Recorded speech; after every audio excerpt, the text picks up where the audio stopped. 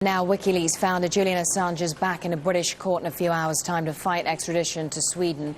He was arrested under an international warrant over rape allegations, which he denies. Assange's lawyer, Mark Stevens, says his bid for bail should not be influenced by the actions of WikiLeaks. He added that Assange will even offer to wear a tracking device. Stevens often represents media organisations, including Bloomberg. He spoke to our Francine Lacqua.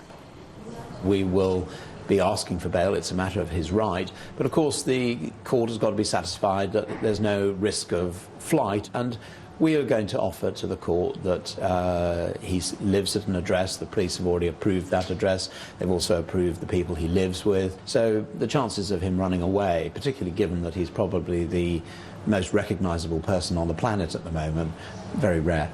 So do you think that he'll be granted bail? I hope that the British judiciary have the spine and backbone to deal with this independently and treat him as many other people would. Now, you speak to him, I presume, on a daily basis. Does he regret of what's happened? We can't communicate. I've had 2 telephone calls and one 1-hour meeting with him in the past week.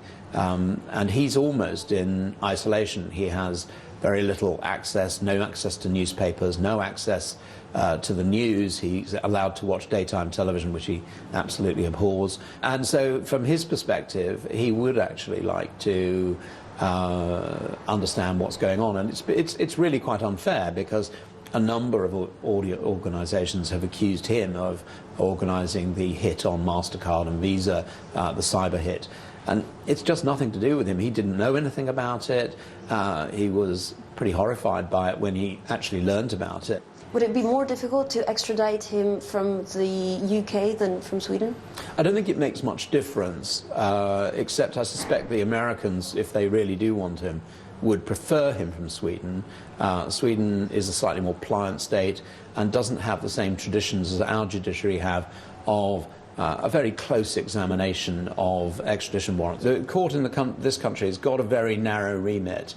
The European arrest warrant process is quite a closely regarded matter. Once the boxes are filled in, there are very limited circumstances on which you can validly challenge it. I do think, though, that the process which has led to the warrant has been flawed and fundamentally corrupted effectively.